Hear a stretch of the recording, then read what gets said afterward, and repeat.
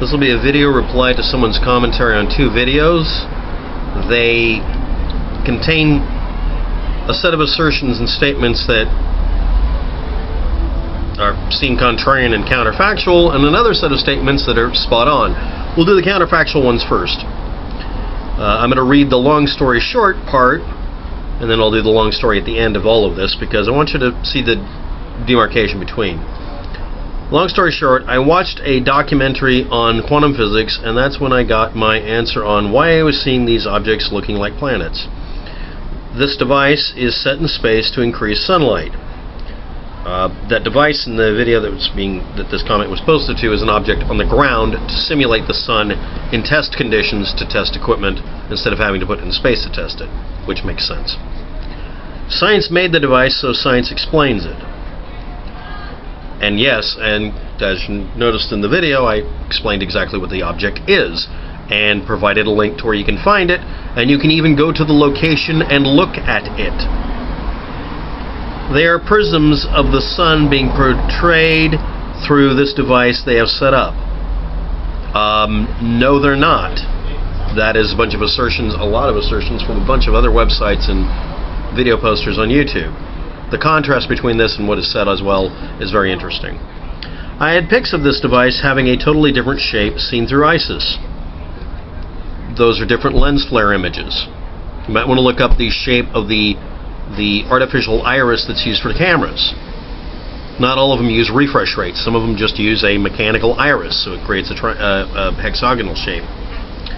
Also a point, why do you think they stopped showing a live feed from ISIS? That happens all the time because it's an orbiting spacecraft and it doesn't get a perfect connection all the time. It's not like it's a cell phone site and you know how cell phones break up every once in a while, right? It's not a perfect connection. It breaks down all the damn time. In fact, I think they even have a list of times it's most likely to break down so you can predict it, so someone can record this and screencast it and say, see, they saw something, they blocked it. It just so happened something interesting seemed to be happening, and that was also around the time it broke up. It also breaks up just because something breaks or something just gets unplugged or whatever. But you can decide otherwise. Well, let's see here. Let me get the rest of it. Oh, yeah. Well, you folks have fun calling everyone BSers and or whatever, and you yourselves become just like the so-called BSers, researchers, that just keep making money. I'll go with what makes the most sense. That's common sense to those who don't know. It's a God-given gift that everyone gets, but some don't use. Except the common sense here is to actually find out what the object is you're looking at by taking advantage of being able to look up things by image search, find out exactly what it is, and go look at it. There's also some videos on YouTube of people using the thing. I mean, you can actually watch researchers who use that piece of equipment. It's on the ground. It's not in orbit. You're contradicting a video that provides every piece of evidence necessary for you to confirm that it's not in space. Therefore, the people who said it were lying, not making a mistake because they were all told the same thing and they ignored it as well. As for common sense doesn't work if you're going to be, if you really think quantum physics matches up with common sense, you haven't learned anything about quantum physics. It's extremely counterintuitive. And people's intuition and common sense are overrated as hell because, in case you didn't notice, they buy into this stuff that is counterfactual, that is easily disproven. And in spite of this supposed level of common sense, they absolutely ignore anything that doesn't fit in with whatever they wanted to prove that day. But this isn't necessarily this person that's talking. I'm not assuming this about this person. I'm just arguing these points, not the person. Next, I don't know about anyone else, but I have a very good memory. Pro tip, Mandela effect, etc. No, you don't have a good memory. Most people who actually do real memory testing find out they have horrid memories. They don't like doing that because that's a blow to your ego. No, your memory is defective just like everybody else's. That's why a lot of people who keep a diary, if they don't refresh themselves, they read it and they don't remember anything in the dang diary. People who go over and over again and ruminate their own past sometimes maintain a good memory. But unless you're doing that or keep records, which is something that's anathema to people who keep saying they have great memories, they won't keep records, and they won't keep a diary, you have a defective memory like everybody else does. That's why we record things. That's why we wrote things down. passing things down oral history style broke things too.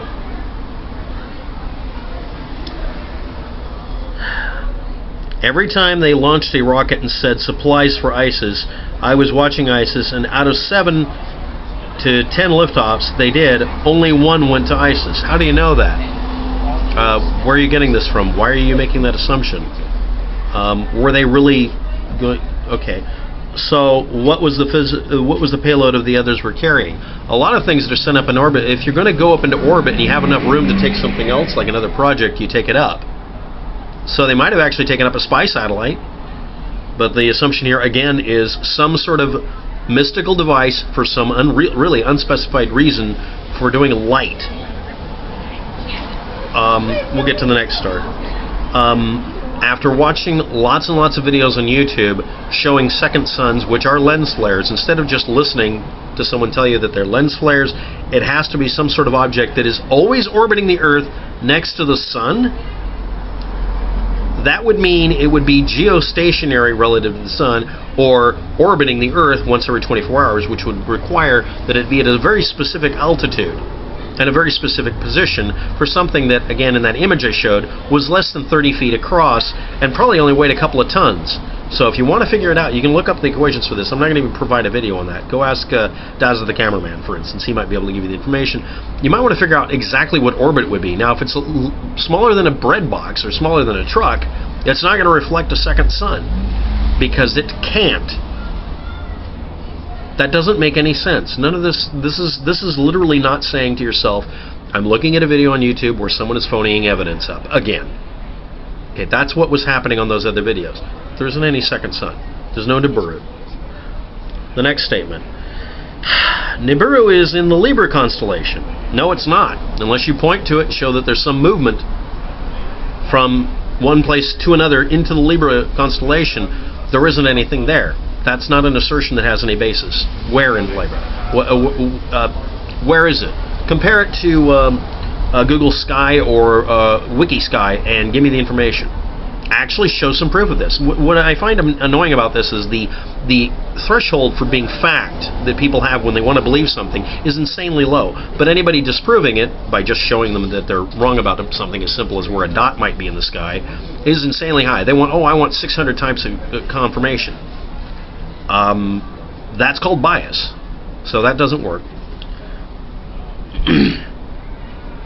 This system that is going to be passing through our solar system any day now for the last 10 years is having an effect on all the planets in our solar system, and that includes the sun. It's drawing energy from the sun. Where are you getting this from? Is this the electric universe myth again? Causes it to dim. No, it doesn't. It's cycling through brightness and dimming levels like it always has. This is something you can look up. You look up the irradiance of the sun graph. What happens when we lose sunlight? Okay, and then you make this assertion. What does anyone know about what caused the mini ice ages? The mini ice ages were primarily caused by disruptions in airflow on the planet, causing an uneven heating and cooling system happening. Basically a permanent quasi-storm around the Earth of it basically keeping cool air in cool areas. If the Earth had no real variation in the surface, it would keep doing that itself anyway. We're lucky the Earth is tilted at an angle, and when we go around the sun it changes things. It breaks it up a little bit so it doesn't get stuck in a positive feedback loop, keeping one part cold and one part hot. Otherwise it would be like that. See also other planets. They wouldn't spend $7 trillion tunneling across the world. They didn't. In case you didn't know that, that's actually a myth as well. I should do another video about the deep underground bunkers, I suppose.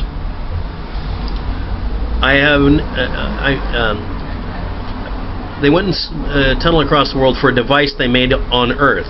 Again, that's an assertion that has nothing to do with it. Again, the device I pointed out, which is what people keep saying is in orbit, is a cropped picture of something on the Earth. The fact that they didn't bother removing a picture of the ladder that was lit with it is kind of funny. It's trivial to find out that they faked those videos. Why are you ignoring this fact? Or are you ignoring it? I can't tell at this point. All the underground bases are to hold ships or MREs. Again, there aren't very many of them, but there are a few. You might want to look them up. There's one in China. The United States does not have a network of tunnels going everywhere. That's an assertion made by somebody who is effectively anonymous, who never provided any proof. If you know where the tunnels are, where are the entrances and exits? No information given. The videos you see on YouTube of people proving that this is here, oh yeah, there's tunnels everywhere. They're videos of people going into places that are very well understood and are not tunnels going everywhere. They're underground mines that have been repurposed as storage areas. That's about it. And some of them are just tunnels that go underneath a mountain and come out the other end. And they're very well documented. This is an assertion that is literally baseless. Why is this being posted? We have never seen so many solar eclipses before. Please look up the rate of solar eclipses and find out that you're not seeing anything different. Or do you honestly believe that your memory is better than recorded history showing how often solar eclipses happen? Is it really more common this year? I will actually do a video on that where I'll just show the rates. I mean, most people are absolutely, when they post this stuff, won't look up this stuff. I also like to point out another annoying thing is a lot of websites that have this information don't post it in a simple, digestible way so you can get the information in a straight answer. That assertion is not valid either. And again, your memory is defective just like everybody else's, but to keep your ego, are you going to ignore recorded history, almanacs, and that sort of thing? I've never seen a double sun in the sky before in my life. That's because you weren't paying attention, and the double sun effect you're looking at is actually YouTube videos almost exclusively, or you're using a camera to see them. They're visual effects caused by the lenses inside of them.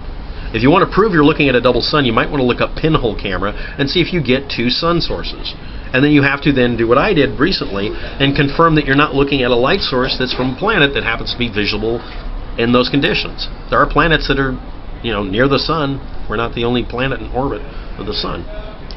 Next, another one that was posted, and I've dismantled it already and responded to the person. SECCHI is not only the name of someone famous or semi-famous in science, it's also not a ground-based piece of equipment.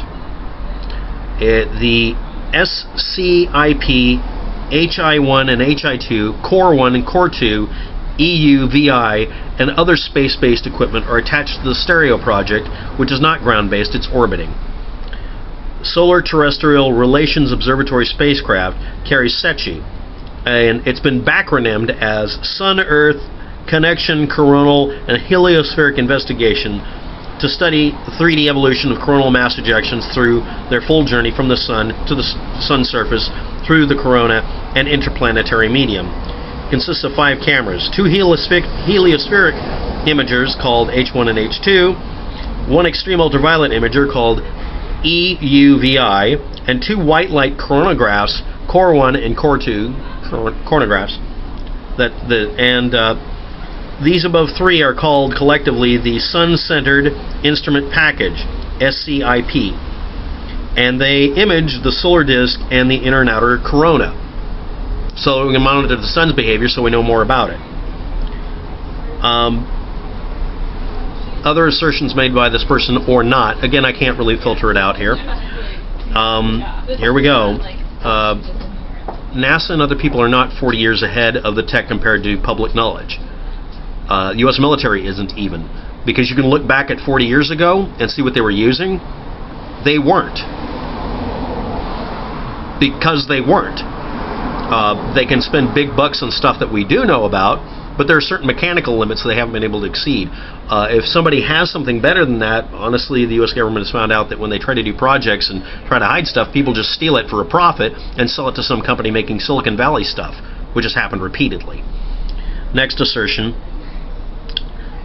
I'm saying unless you can prove it without recycling lies, this is the reason why people have such a hard time believing anything you or the others say when they talk about this sort of stuff. The reason is that outright ignoring this sort of thing. Now, I'm only going to leave in the video one more thing. There's a bunch of positive commentary that I'm leaving at the top of this when I post this about why this person might be perfectly okay. I don't know what's going on here. But he also says everything on YouTube and everything else that he's seeing is mostly lies. Now remember, a lot of people tell you lies so that you won't trust anybody, instead of just pointing out that they lied to you, and stop listening to what they tell you to do, and go look for the people they told you to not pay attention to, and maybe find out that maybe NASA isn't lying to you, and that I'm not. I can't interpret most of this. Thanks for watching. Have a good day. Good luck with that.